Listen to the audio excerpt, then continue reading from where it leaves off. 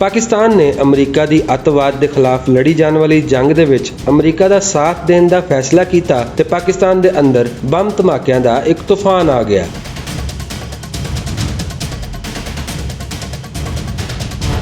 सिर्फ लाहौर शहर दे विच हर साल दर्जना बम धमाके होए, जिन्हां बारे गल करदियां होया अज भी लोग अफसुरदा हो जाते हैं।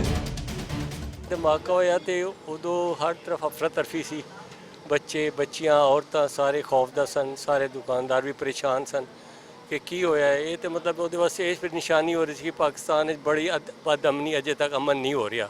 वो पिछे किदा हथ सी किदा नहीं सी, ये तो मतलब सारे जानते हैं।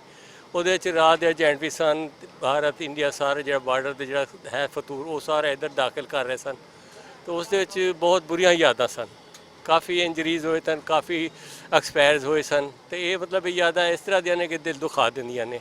20 वरे लड़ाई लड़न तो बाद आखिरकार आलमी ताकतां इस नतीजे ते पहुंच ही गईयां कि अगले 20 साल भी लड़ाई करके कुछ हासिल नहीं होना, लिहाजा अफगानिस्तान नूं अफगानियां दे हवाले करना ही बेहतरीन हिकमत अमली हो सकती है। इस मकसद लई उन्होंने अफगानिस्तान दे उस वेले दे सदर अशरफ गनी होरां तो हथ चुकिया ते अशरफ गनी होरी भी तितर बितर हो गए ते हुण अफगानिस्तान विच अफगानिस्तान दे असल मालक बैठे ने, यानी तालिबान।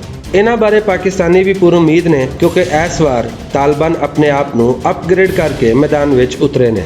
पाकिस्तान का अच्छा इंशाल्लाह असर पाएगा तो उत्थे भी अमन होएगा, इत्थे भी इंशाल्लाह अमन होएगा, क्योंकि उन्हों का रवैया काफ़ी बदलिया लगता है तो वो बड़े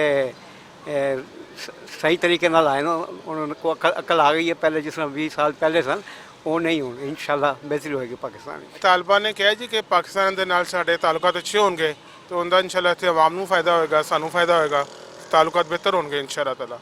भारतीय मीडिया नूं अशरफ गनी दा नस जाना ते तालिबान दा आ जाना कौड़ी दवाई वांग हजम नहीं हो रहा ते भारतीय मीडिया मुसलसल पाकिस्तान ते तालिबान के खिलाफ प्रोपेगेंडा करन विच मसरूफ है। पाकिस्तान वैसे तो हमेशा से तालिबान का हिमायती रहा है, चोरी छिपे उसने हमेशा ही तालिबान की मदद की है। इसी तालिबान परस्ती की वजह से इमरान खान का नाम ही तालिबान खान पड़ गया। अब तालिबान को मजबूत होता देखकर पाकिस्तान एक बार फिर खुलकर तालिबान के समर्थन में आ रहा है। अफगानिस्तान में तालिबानियों का स्वागत करने में सबसे आगे पाकिस्तान के प्रधानमंत्री इमरान खान निकले, जो तालिबानी हुकूमत को अफगानिस्तान की आजादी से जोड़ रहे थे।